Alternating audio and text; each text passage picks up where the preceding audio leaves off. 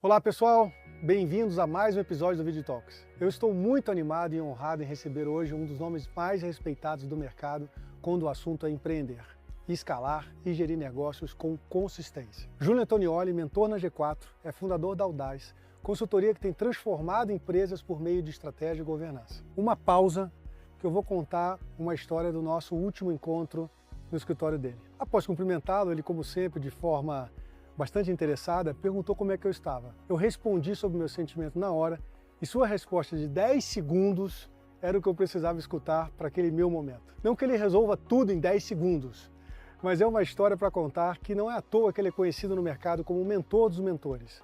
Alguém que inspira e orienta líderes de todos os tamanhos de negócio. Hoje aqui no Video Talks, em muito mais que 10 segundos, teremos o privilégio de escutá-lo sobre o que realmente sustenta uma boa gestão e o que o Julian tem feito para ajudar dezenas de empreendedores e executivos a evoluírem. Imagino o quanto sairemos todos melhores daqui. Julian. Juan, muito bom. Sensacional ter você Obrigado aqui, pelo cara. convite. Que isso, cara. Muito honrado. Muito legal estar aqui. Sou muito honrado de ter você como meu mentor, cara. Pô, muito bom estar aqui, muito legal estar aqui. Legal. E fazia tempo que a gente não falava antes dessa conversa. É verdade. Ela demorou mais do que 10 segundos. Demorou mais que 10 segundos, porque na realidade você me deixou mais inquieto ainda. Mas eu já poderia ter ido embora depois dos 10 segundos. Boa. Muito bacana. Ô, Julian, Muito legal. você teve uma história de muito sucesso, enfim, com a Spring, né? E você Sim. poderia ter simplesmente ali feito muitas escolhas, né? Ter inclusive começado novos negócios, ter se aposentado em definitivo. Cara, mas você escolheu Sim. continuar, ou melhor, ajudar outras pessoas a desenvolver os seus negócios. Por que você fez essa escolha, cara? Cara, eu acho que tem muito a ver com o momento de saída da Spring, assim. O que me fez sair da Spring, ou o que fez a gente achar que o ciclo tinha terminado lá, não era que o negócio não estava indo bem, não era que o negócio era ruim, mas era uma sensação, no meu caso, de que eu tinha esgotado a minha capacidade de manter rotina em uma atividade só. Hum, Então eu tinha muito claro para mim que eu queria estar exposto a múltiplos cenários. E daí a melhor maneira que eu encontrei na época para fazer isso, e já era de alguma maneira provocado por muita gente, de pô, me ajuda nisso, me dá uma diretriz aqui, ou tô trilhando um caminho parecido com o da Spring, que como é que vocês viram isso aqui, como é que teve essa dificuldade e tal, foi de pensar assim, pô, legal, eu consigo ajudar a gente como investidor, né? Comecei a investir como investidor anjo, e como mentor de alguma maneira, e a maneira de fazer isso profissionalmente é como um negócio de consultoria. No negócio de consultoria, você no fundo está ajudando outras pessoas a trilhar esse caminho. Então, muito foi por conta disso. Se for dar uma explicação esotérica, cara, sei lá, eu acho E que tá valendo, tá tá valendo. valendo também, porque meus pais são professores.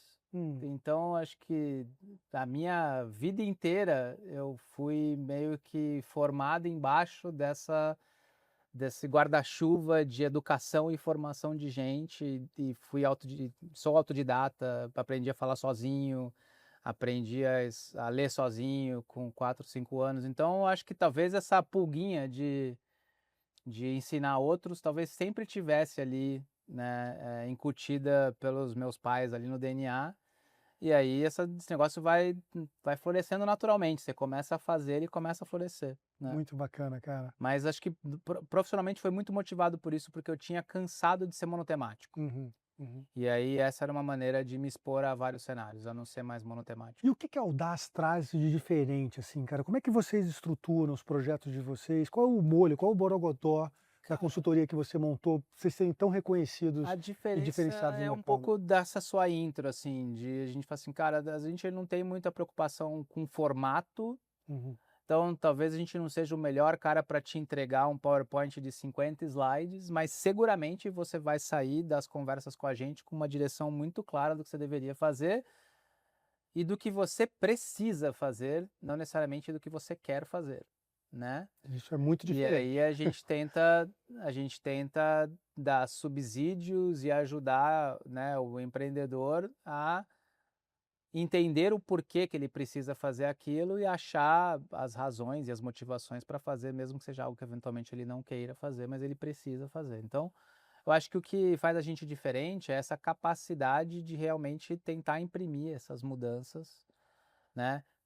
com um viés de quem viveu isso, né? Não com o viés de quem aprendeu isso através de outros, mas com o viés de quem viveu. Então, a maior parte dos sócios que estão lá, das pessoas que estão lá, são pessoas que foram empreendedoras, que tiveram na trincheira, que montaram seus negócios com maior ou menor sucesso, mas que fizeram essas coisas, né? Então, a gente traz muito essa visão prática. Acho que esse é o nosso diferencial. E é fácil empreender, Juliano? Cara, empreender é fácil, ter sucesso empreendendo é mais difícil. E tem uma diferença nessas coisas, né? Excelente. Empreender por si só, É cara, fácil, é né? muito O fácil. CNPJ é fácil. CNPJ, né? Demora um pouquinho, já foi mas muito é fácil. difícil, né? Mas hoje em dia é muito fácil. Custa acho que R$99 na Contabilizei, né? E aí dá para você dizer que você é um CEO empreendedor, Pronto. né? Mas ter sucesso empreendendo é difícil. E o que se requer para ter sucesso empreendendo? Puta, Óbvio que não tem uma uma fórmula, né? Mas assim, o que você tem visto que aumentam, melhor do que ser sucesso, aumentam as chances de ser bem-sucedido quando você escolhe empreender? Ó, eu acho que primeiro, eu acho que a gente tem que dividir, né, que tem pessoas que empreendem por necessidade e por opção, Excelente ponto de partida. né? Então eu acho que a gente tem que separar essas duas coisas, Uhum. né? Quem empreende por necessidade sai com uma vantagem, Uhum. que é não existe opção que não dar certo. Uhum.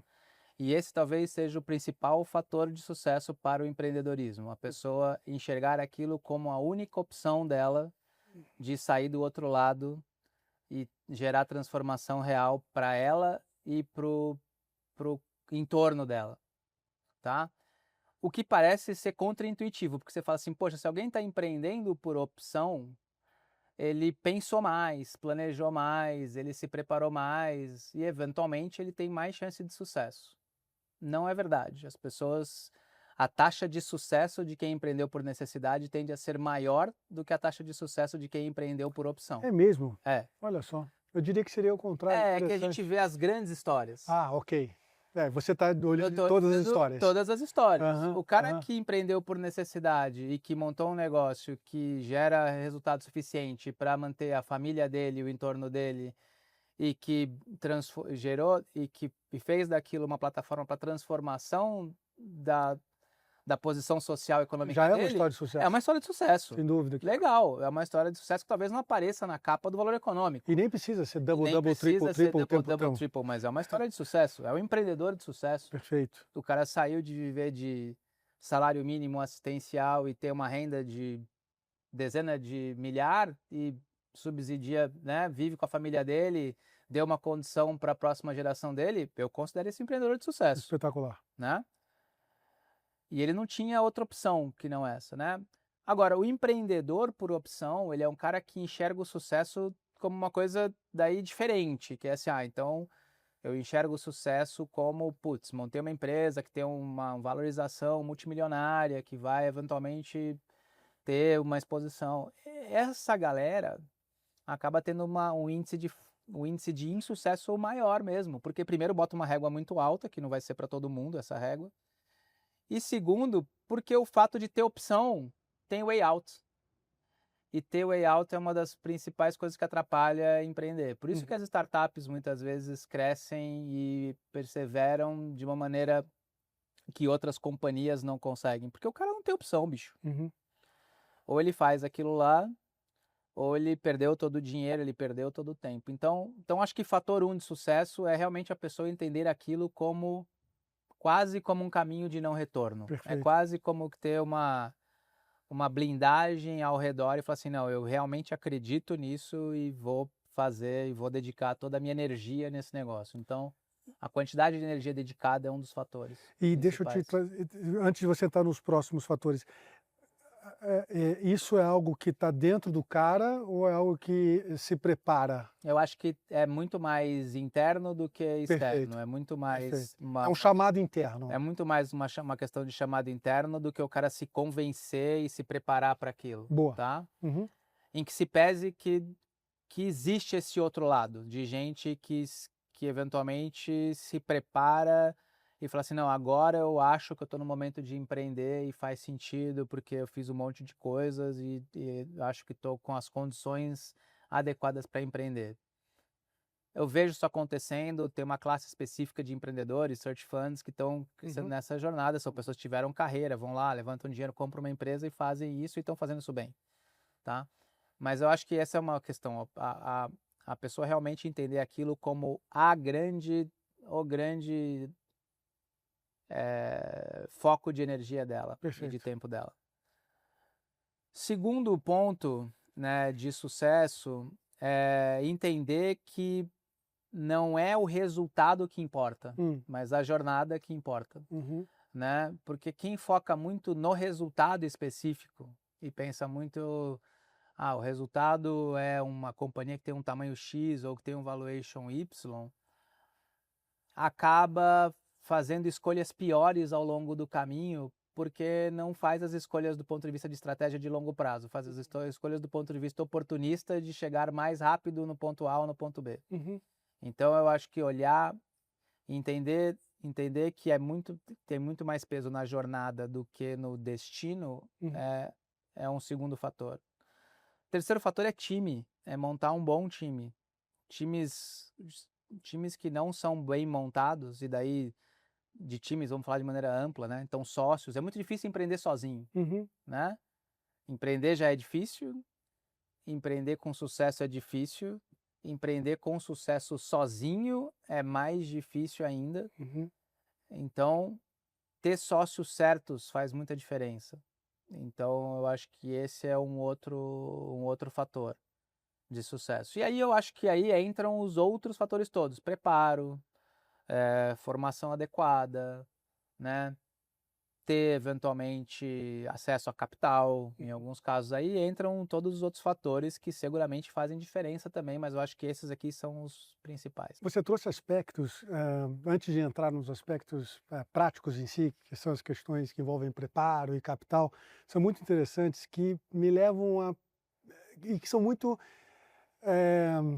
da sua jornada pessoal, né? Ou seja, do seu eu. E aí a pergunta que eu trago para você da sequência é: empreender é para todo mundo? Não. Não é, né? Não. Ainda bem que não. Não é. Porque não é só você chegar e falar assim, não, eu tenho acesso a capital, eu estou preparado, então eu vou tomar a decisão de empreender. Veja, empreender não é para todo mundo e ainda bem que não, porque senão os empreendedores seriam todos mal-sucedidos. Perfeito. Porque eu não teria ninguém para contratar para trabalhar para mim.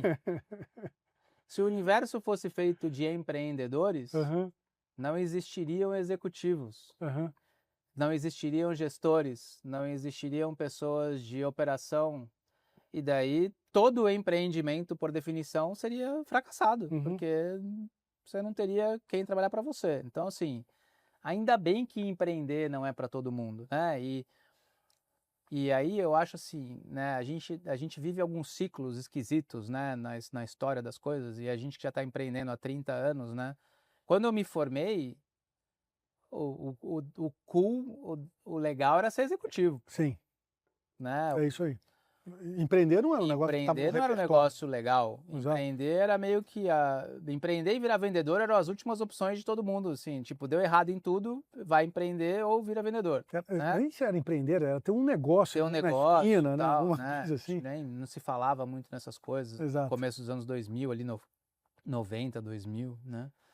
A gente era doutrinado para ser executivo, né? Hoje em dia é o contrário, as pessoas falam assim, pô, mas você vai ser executivo, cara, não vai empreender? Então, veja, eu acho que não é para todo mundo, ainda bem que não é, eu acho que as pessoas podem ser super bem-sucedidas empreendendo ou sendo executivas, e elas têm que entender se elas têm essas características que fazem elas ser uma ou outra, e são características em alguns casos muito antagônicas até, né? O empreendedor é um cara que dificilmente gosta de rotina, gosta de tomar risco. O executivo é um cara que já não gosta tanto de risco, gosta de trabalhar em alguma coisa mais bem programada, gosta de ter muito bem definido uma caixinha. O empreendedor é um cara difícil de você botar numa caixinha, porque ele cansa da caixinha. Então, são características que muitas vezes são antagônicas, né? E o empreendedor, ao longo da jornada dele, tem que se desenvolver em ser um gestor, o que é difícil pra caramba, e esse é um limitador do crescimento de muitas empresas, porque o empreendedor ele não consegue entender que ele tem que se desenvolver como esse gestor, ou ele consegue entender que ele tem e não consegue, e ele também, às vezes, não aprende a conviver com um gestor, que é o executivo, e daí isso gera uma limitação de crescimento para ele, né? E, cara, é difícil uma pessoa que tem um viés muito de executivo conseguir ser um bom empreendedor, porque ele vai ser jogado num ambiente que vai contra muito das coisas que são da natureza dele, de como ele gosta de operar, e daí ele às vezes tem dificuldade de navegar nesse universo, então ainda bem que tem os dois. A minha experiência profissional, já fui executivo um tempo, né, e agora empreendendo na Vide, eu costumo dizer que o executivo geralmente gosta de fazer gestão de recursos, né? E o empreendedor, ele fundamentalmente precisa fazer gestão de oportunidades. São competências completamente distintas, e você misturá-las, né? Um executivo do nada aparecer para fazer gestão de oportunidade, não necessariamente traz a melhor potência dele e vice-versa. Então, eu mesmo precisei passar por um processo de transformação entre um gestor de recursos para gestor de oportunidades, porque a oportunidade eu tinha que ir atrás, o recurso não estava disponível ali. São coisas diferentes, mas... Não tem melhor nem pior, mas são diferentes. Não tem, são diferentes. E você pode ser bem sucedido nas duas, né? Nas duas. Quais são as principais dores que você tem escutado, enfim, dos empreendedores atualmente? Assim, o que você tem como... Tá. 80-20 das dores que você tem? A primeira dor é essa de conseguir entender qual a melhor alocação de tempo do ponto de vista estratégico, tático e operacional. E é um pouco de seleção de oportunidade também, custo de oportunidade, né? Então, a primeira coisa, o empreendedor ele tem muita dificuldade de conseguir entender onde ele deveria alocar o tempo dele naquele momento. E ele fica muito se batendo. Poxa, será que eu não estou no operacional? Será que eu não estou fazendo alguma coisa muito operacional e não deveria? E eu acho que a discussão é menos sobre ser operacional e ser estratégico e você garantir que você está fazendo as atividades operacionais de alto impacto que o seu negócio precisa naquele momento. Excelente ponto de vista. Tá? E alto impacto também é circunstancial. Em uma empresa nova, aprovar todos os pagamentos tem altíssimo impacto. Exato. Na Aldas hoje, aprovar pagamento tem baixo impacto. Então, né? Então, eu responder para alguém que não deveria estar aprovando pagamentos é uma resposta incorreta na origem, porque depende da circunstância do cara, né? Então, eu acho que muito isso. Então, qual que é a alocação de tempo? Essa é uma principal dor. Tô no operacional, tô no tático, tô no estratégico, dor 1. Dor 2, time, formação de time, né? E aí, essa dor 2 de formação de time, ela está intimamente ligada a dois fatores para mim. Primeiro, você só consegue formar um bom time se você tiver muita clareza na tua estratégia e no seu modelo de execução para perseguir essa estratégia. Por quê? Porque é isso que define as cadeiras do seu negócio e é só com as cadeiras do seu negócio que você consegue formar time. E, inicialmente, na empresa, você não faz esse trabalho de maneira estruturada. Então, ele vai acontecer. Ele vai acontecendo de maneira natural. E tem alguma hora que isso aqui desencaixa. Então, você precisa fazer um trabalho, que é um trabalho difícil de fazer, de reencaixar. Reencaixar as cadeiras com as pessoas. E é um trabalho difícil de fazer porque nem todas as pessoas vão conseguir se reencaixar nessas cadeiras e vice-versa. E nem todas as cadeiras vão estar desenhadas para aquelas pessoas que você tem, né? Então, esse para mim é o segundo ponto. Então, tem esse lado de que as cadeiras dependem da estratégia e tem um outro lado também, Marco, que assim, a gente tem necessidades nas companhias hoje não respondidas pelo processo de formação de profissionais que o mercado tem. Eu não sei, talvez há 30 anos atrás, 40 anos atrás, a gente saísse da faculdade com características e formações muito mais próximas do que eram empregados no mundo profissional no dia 2, na sua mesa. Você saía lá com uma formação de engenheiro, com um conjunto de habilidades, vou falar por mim, né? Você conseguia sentar lá e fazer algumas coisas que as companhias esperavam. Hoje, o que as companhias precisam que as pessoas dominem do ponto de vista de competências e habilidades está muito mais distante do que a formação básica que a gente tem e entrega. E isso gera um peso nas companhias de fecharem esse gap como formadores. Formadores desses indivíduos. Formadores dessas... E não são formadores apenas de habilidades, porque formar em habilidades sempre foi o papel das empresas, porque a habilidade é você colocar uma competência e uma capacidade em conhecimento em prática e aprender com ele. Então, essa sempre foi uma responsabilidade da empresa, porque a pessoa não saía sabendo fazer, mas ela saía com os conhecimentos básicos necessários. Hoje, a gente tem um gap de conhecimentos básicos pelas necessidades do que a gente tem, de como operar a tecnologia, como operar com meios digitais, como trabalhar X, como desenvolver relacionamentos e tal. Essas não são mais habilidades, são quase como que competências fundamentais e conhecimentos fundamentais. Uhum. Então, esse é um desafio, né? As empresas estão sendo expostas, né, a uma necessidade de serem formadoras quando isso não necessariamente é fácil. E isso se reflete em time, porque daí, como que isso aparece? Ah, pô, eu não tenho um time que está pronto, porque não tem essas competências e tal. Legal, cara, só tem duas opções. Você vai roubar de gente que está formando, ou você vai desenvolver essa capacidade de formar internamente. Por isso que eu acho que cada vez mais a gente vê esse universo de educação crescendo, porque as empresas têm que ser formadoras na origem, né? Essas dores que você relatou, elas são dores que atravessam o tempo nas organizações, né? O que eu estou querendo dizer com Sim, isso? Elas acontecem talvez no primeiro ano, depois vão voltar a acontecer no sexto ano, depois vão voltar a acontecer no 15º ano. Esses ciclos se repetem se e de quanto em repetem, quanto cara. tempo, porque volta e meia o cara se desencaixa em algum momento, ou as pessoas se desatualizam. Na tua experiência, de quanto em quanto tempo que essas dores são mais eminentes no desenvolvimento Pô, das isso é muito companhias? legal, assim, ó, porque tem um modelo de um cara, se não me engano, o sobrenome dele depois eu vou pegar o nome, acho que é Gaynor, que ele tem um livro que ele fala que as companhias, elas vivem ciclos de evolução e revolução. Hum, E geralmente as companhias, elas têm 5 grandes estágios de evolução e revolução. E a revolução é causada pela própria evolução da companhia, ou seja, ela é inevitável. Então, as companhias, elas passam por um estágio de evolução que é função da característica principal que faz ela perseverar naquele estágio, ou seja, no período inicial, o que é? Criatividade, essa capacidade de criar. Entretanto, a capacidade de criar de maneira exagerada gera uma crise de autonomia, que ela é só resolvida com processos. Só que esse ciclo de evolução de processos te leva para uma crise de burocracia, fato. que só é resolvida com uma outra crise de evolução que é baseada em competências. Então, esses ciclos de evolução e revolução, eles são autocausados e é a capacidade da companhia e do empreendedor identificar essas dores e resolver essas crises que geram os próximos ciclos de evolução. Então, essa natureza evolutiva e de reconstrução e crises, ela é normal, né? O que vai definir uma companhia que tem o teto X ou o teto Y é a capacidade dela de superar essas barreiras.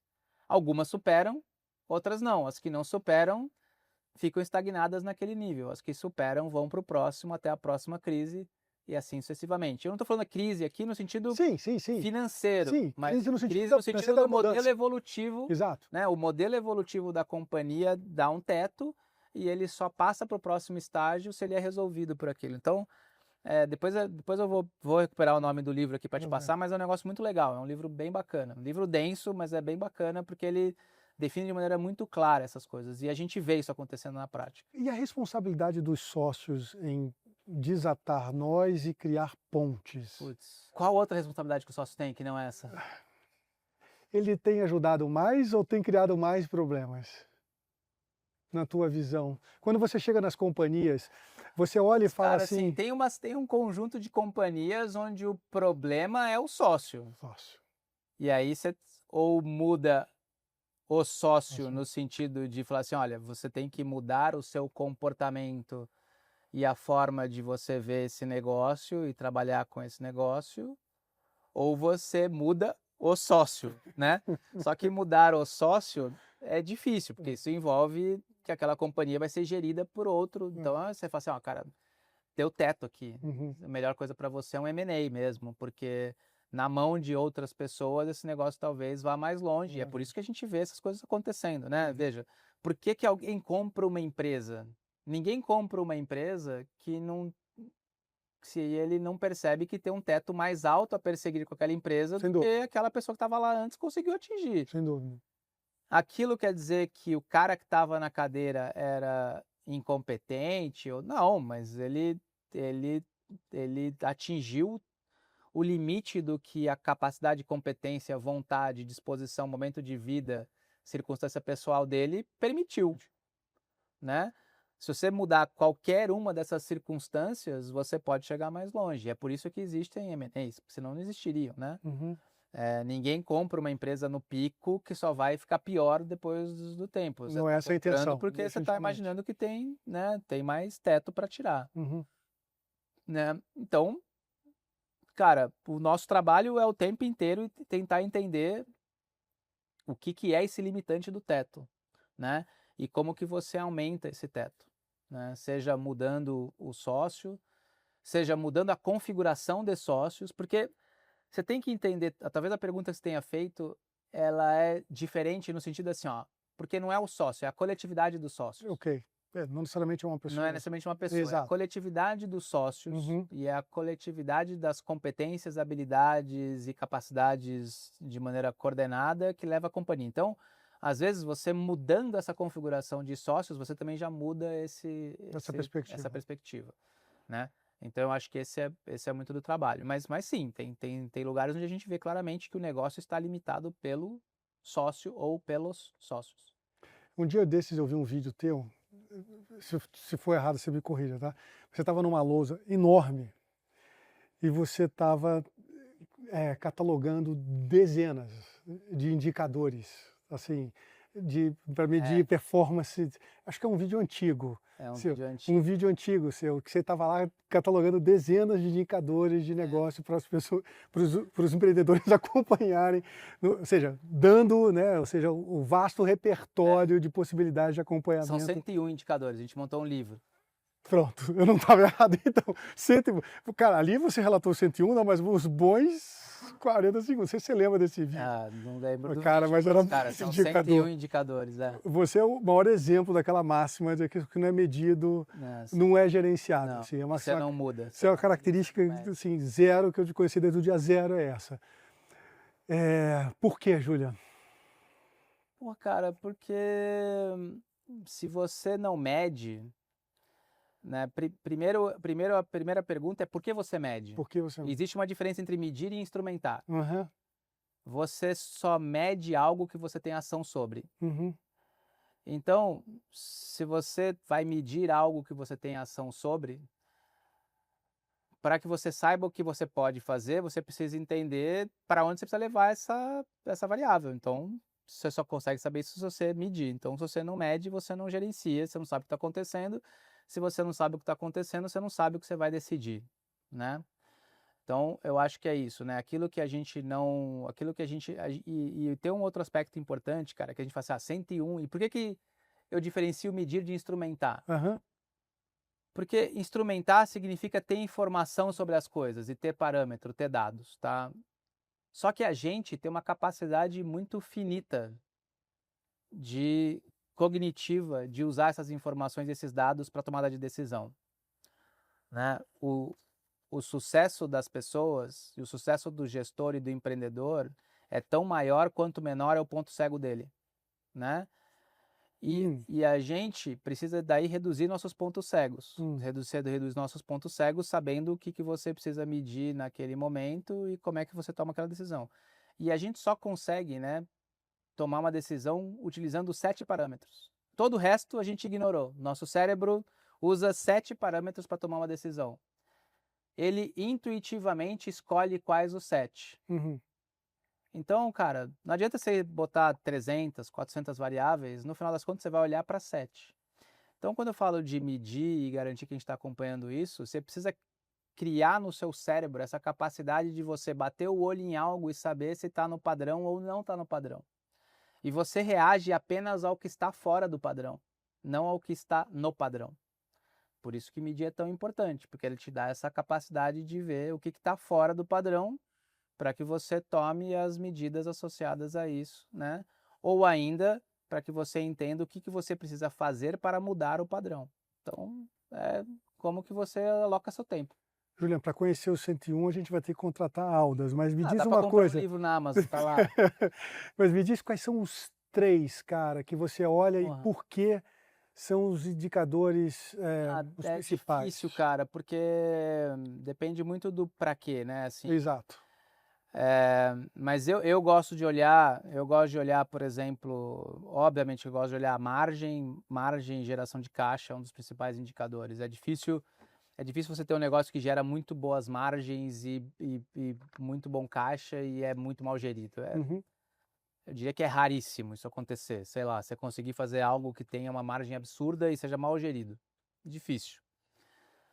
Um outro indicador que eu gosto muito de olhar é uma relação pessoa-receita, pessoa-margem, porque ela dá sempre uma visão de eficiência comparativamente aos negócios. Você consegue ver assim, pô, então se eu tenho uma receita por pessoa mais ou menos X, eu consigo dizer se naquele segmento aquele negócio é bem ou mal gerido, né? E um terceiro indicador para mim é muito importante em geral é churn, cara. Se você tem um negócio com churn alto, é muito difícil você sair do lugar.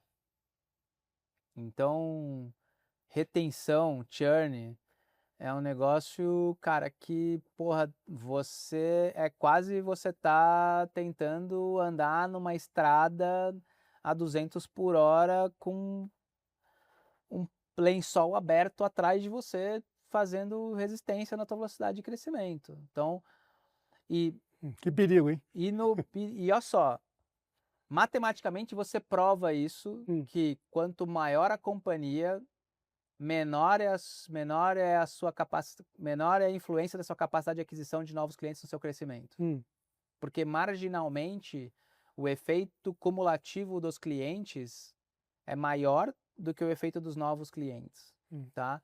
Então, nos estágios iniciais da companhia, ali até 10 milhões, 15 milhões, a sua capacidade de aquisição é muito mais determinante na sua velocidade de crescimento do que a sua capacidade de retenção. Sim. Mas de 20 para 100, de 100 para 500, a sua capacidade de retenção é determinante na sua velocidade de crescimento. Você não consegue adquirir mais empresas na velocidade em que você precisa para manter o tal do seu ciclo de renovação. Exato. Então, quando a gente olha companhias e a gente olha essa taxa de churn, a gente olha o lifetime do cliente e esses números são ruins, puta, cara, sinal de alerta. Sinal de muito alerta, porque você vai ter dificuldade de sair do lugar. E às vezes a solução do cara é falar assim, não, mas meu ciclo de vendas está ruim, minha capacidade de geração de lead está baixa, ou eu não estou conseguindo aumentar ela para manter minha taxa de crescimento. Sim, mas a resposta não é essa. A resposta não é essa. A resposta é como é que você mantém seus clientes, como é que você gera mais receita nos seus clientes, como é que você cria novos produtos que capturam receita nos clientes que você já tem e não necessariamente como que você cresce sua máquina de aquisição, porque sua máquina de aquisição ela é limitada por definição, né? Então, acho que esses três, para não divagar muito, esses três são os mais importantes. Vocês anotaram tudo aí, né, pessoal? Que aula. Incrível, cara. Penúltima pergunta. Bora. Capital, estratégia, cultura. O que é mais importante, ou melhor, mais que importante, você vai falar, não, é o equilíbrio das três, beleza. O que é mais negligenciado pelos empreendedores que não deveriam? Capital, estratégia ou cultura. Então, botar as tuas fichas ali. O que é mais negligenciado, cara, eu acho que de verdade a estratégia é mais negligenciada. Essa que define depois todo o resto, né? Que você mencionava. Eu acho que sim, né? A gente tem aquela frase típica lá de que a cultura come a estratégia no café da manhã. Eu acho que ela é uma semi-verdade, mas eu também respondo que a estrutura de trabalho come o caos no almoço. Então, não dá para você desvincular essas duas coisas. Não dá para você imprimir, né? O que a gente fala é que assim, existem elementos culturais que são reforçadores da sua estratégia e vice-versa. uma cultura bem definida só funciona em uma estratégia bem articulada, porque senão você tem um bando de louco que faz qualquer coisa por você, Uhum. né? Você tem um séquito de seguidores que faz qualquer coisa por você. Mas quem disse que você está pedindo para essas pessoas fazerem as coisas certas, Espetacular. né? Então, é, é balela você tentar falar assim, mas isso aqui vem antes, estratégia vem antes da cultura e vice-versa. A adoção da sua estratégia, ela define valores culturais e aspectos culturais que são fundamentais, que você vai precisar ajustar. Então, se você mudar a sua estratégia ao longo do tempo, é provável que tenha efeitos no seu elemento cultural aqui de ser ajustado. E é óbvio que você tem que ter elementos culturais específicos para reforçar estratégias específicas. Se você tem uma estratégia, por exemplo, de serviço ao cliente, aquilo depende de alguns valores culturais X. Se você tem uma estratégia de crescimento acima de tudo, você tem outros valores culturais. Então essas duas coisas elas se reforçam ou elas se anulam, né? E capital, eu acho que dificilmente alguém negligencia capital. O que eu acho é que as pessoas negligenciam o que é necessário para acessar capital, né? Que é, você não vai acessar capital sem uma boa definição de estratégia, sem um bom modelo de gestão e execução, sem uma governança adequada. Você não vai, cara. Você não vai conseguir trazer capital porque você é um cara legal, porque você tem uma ideia bacana, e porque o investidor tem que acreditar em você. A última coisa que o investidor tem que fazer é acreditar em você. O investidor entra no seu negócio pensando no dia que ele vai sair. Então ele tem que acreditar na sua capacidade de entregar para ele aquele plano que você botou no papel, porque aquele plano que você botou no papel é o que vai permitir ele entrar com R$ 1 e sair com R$ 5, R$ 10. Ele não está na mesma jornada que você de 40 anos no negócio. Ele está numa jornada de 5, de 6. Porque senão ele não é investidor, ele seria sócio. E são papéis diferentes. O papel do sócio e o papel do investidor são papéis diferentes. Assim como o papel do financiador é um papel diferente, tá? Então, mas assim, ninguém negligencia capital. As pessoas elas sabem o valor do capital. O que elas não levam em consideração é o que você precisa fazer para ser um alvo de capital e de qual capital. Espetacular. Cara, olha, caminhando aqui para o final e trazendo de volta a introdução que eu fiz sobre você, dos 10 segundos, que os seus 10 segundos eles me levaram a uma reflexão profunda sobre o momento. Cara, eu nem lembro da resposta, tá? Eu lembro da pergunta, eu lembro do desafio, mas eu não lembro necessariamente da resposta. Eu vou deixar você soltar aqui mais 10 segundos do que você quiser sobre para quem está empreendendo hoje, que vai tocar o que precisa para alguém, porque você é esse cara. Cara, eu acho que eu vou terminar com uma frase que eu uso muito lá, acho que na Audas e nas minhas coisas, assim, que eu acho que assim, a gente está vivendo uma era onde as pessoas, elas misturam muito você ser eficiente com você ser ocupado, tá? E eu acho que a gente tem que ser menos ocupado, mais eficiente. E velocidade é função do que a gente termina, não do que a gente faz em paralelo. Então, é sobre escolhas. Escolher as batalhas certas, alocar o tempo certo naquelas coisas que realmente fazem a diferença e se preocupar menos em estar ocupado e mais em ser eficiente. Porra, serviu para mim de novo, tá foda. Obrigado, Júlia. Sensacional ter você aqui, cara. Mano, muito obrigado pelo convite, super legal a iniciativa. Sempre muito bom falar contigo, né? A gente sempre se diverte. E espero que a turma aproveite esse episódio e todos os outros. Você estava me comentando de vários ali, que agora eu vou ter que assistir. Essa temporada tá muito legal. Boa. Obrigado. Pessoal, obrigado mesmo, de verdade. Espero que vocês tenham curtido. Foi uma aula, cara. O Júlio é incrível. Eu adorei. Um abraço a todos. Até o próximo episódio de Vídeo Talks. Tchau, tchau.